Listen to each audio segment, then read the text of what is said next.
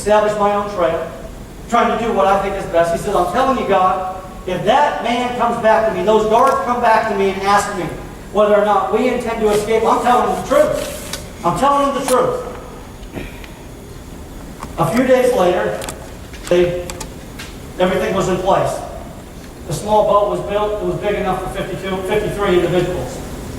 And hours before they were to move forward, the guards came to him again, 4 of them. And said, Mr. Yen, we know what you're planning to do. We know you're trying to escape.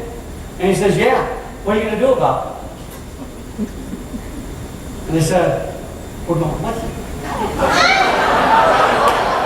We're going with you. And listen to this. These 4 men, these prison guards, saved 53 men. They were professional skippers. And they were moving towards Thailand and would have never survived the violent seas had it not been for those 4 men. See, we often want to throw in the towel. We say this battle's too big to win. Right? Look at all the problems that are in front of us. We've got to throw in the towel. Wrong. I've said it before and I'll say it again. God is not through with this country. And are you willing to step forward and say, I recognize that this God, that Jesus Christ, is the owner of the universe. He's the creator of the universe. And that He wishes for all men to be free. And that He's established a nation like has never been established in the history of the world. You think that He's just going to let it go down the drain? Not as long as there are righteous people. Righteousness exalted a nation. We learned that in Proverbs. Righteousness exalted the nation. And Len and Pastor Bull and Pastor Leonard have said this. We can talk about restoring the Constitution. It's essential. But it must be accompanied by a spiritual revival. They go hand in hand.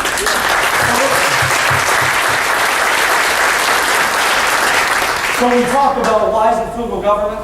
We talk about a government that must acknowledge and adore God. I have to be honest with you. When I first started doing this, I'm 41 years old. I started doing a lot of public speaking when I was 22, 23 years old. And it's been an absolute honor. But I remember starting to talk about government and the Constitution. There was this initial fear I had. Well, you got to keep God out of this. I mean, you're going to offend some people. But as I began to understand that this is truly an inspired document, it's really difficult to talk about one without talking about the other. But at the same time, let us understand this. We must be wise in our implementation. Right? Many people, we were up in North Phoenix not too long ago, this is actually 7-8 months ago, and I was speaking to a group.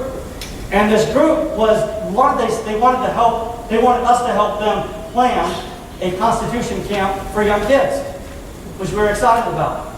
But there was one lady in the crowd who says, you know what, you're talking about all these great things for kids, you're talking about getting into the schools, but we can't get into the schools. She said, why can't we get into schools? All these liberal progressives won't allow us into schools. And I said, you just answered your question. You just answered the question why you can't get into schools. Because you're not wise in the implementation of the message. Right? If I go into schools, am I going to stand up there and talk about God to these kids? No, I'm not. Why would I set myself up to get booted out of the school? As opposed to going in there and covertly, if you will, explaining the message of freedom. Explaining the message of the Constitution. Talking about free exercise of religion. Talking about freedom of speech. Talking about freedom of assembly. Talking about the sanctity of the home. Talking about certain rights that protect us against government intervention. Talking about the ability to marry and to travel and to pursue happiness, to educate yourself, to acquire, possess, and enjoy property. These kids get it themselves. I don't have to tell them this. In fact, I had a college student 2 weeks ago in my class out at Glendale. I asked him, I am very Socratic in my method. I ask a lot of questions, and I put my kids on the spot. I typically have the overwhelming majority of my students are very liberal. By the time they're through with the class, I'm turning them on their head. They don't know which way is up many times. And I asked a question. I don't remember the topic, but I asked one student, I said, Garrett, what are your thoughts on this? And he says, Shane, I have to be honest. He says, I came into this class with a certain perspective of freedom, certain thoughts about the Constitution, but I don't know which way is up right now. Right? Because I was teaching them things that they'd never heard before. Right? It wasn't just about freedom for you and freedom for me and our own little agendas. It's about freedom for everybody. Right? And we get hooked on that one issue. We go, go, go, go. But forgetting again about that foundation. You know what we've done as a country? And you know what we've done as individuals? I'm guilty of it. Shooting rubber dummies. Shooting balloons.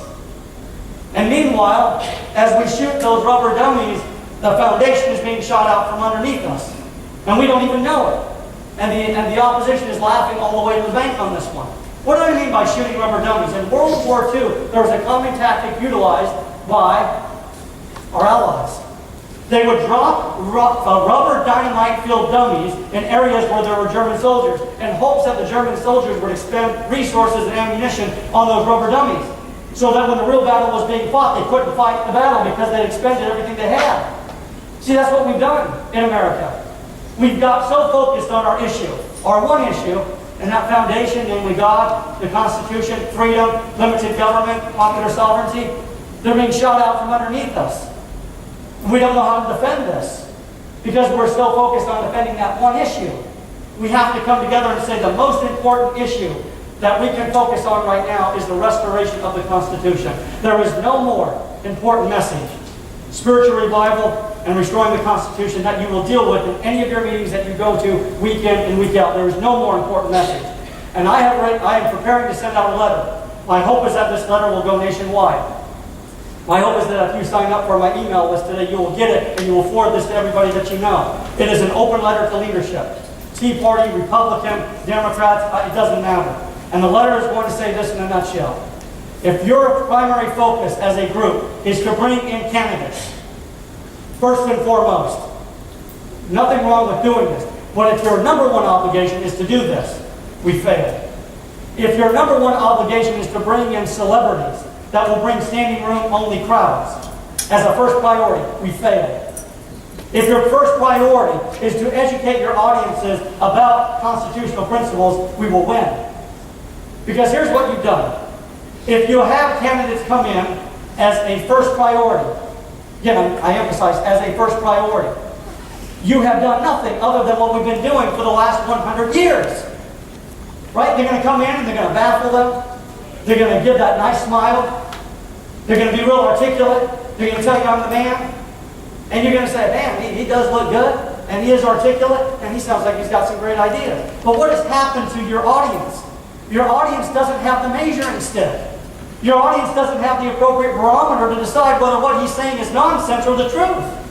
Because if you don't have the barometer in place through which you can measure the statements of other people, we will continue to do the same old nonsense we've been doing for the last 100 years. We must go back. We must go back to our families, to our churches, to our political groups, and we must help them understand that this Constitution is not a political document. It plays out in the political arena. But it is a document that's designed to preserve liberty. And if the Baptists lose, and the Catholics lose, and the Mormons lose, and the Buddhists lose, right? We all lose. Right?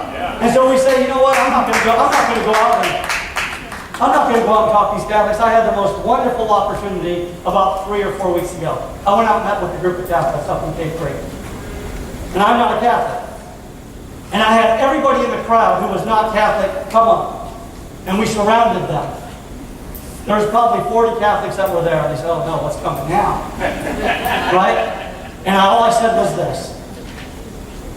We stand with you. And it was one of the most powerful experiences I've had in a long time. We have to stand with one another. As Len said and as the pastors have said, we have theological differences. Right? But if you say I'm not going to protect one group, at some point down the line, you're standing there, they're coming after you next. Yep. Yes. We must stand together. We cannot wait until it's our group or our entity that they're attacking. So I'm having this conversation with my 12-year-old boy at a Constitution night. And I asked him one of my favorite discussions I like to have is on public safety versus individual rights, which is more important. Now, you want to have a fun time talking with somebody and you kind of know this foundation? This is a great discussion to have because most Americans think public safety is more important. It's not. You want public safety, go to Saudi Arabia. They'll give you all the public safety you want, but individual liberty doesn't exist. Right? We believe our default position is individual liberty.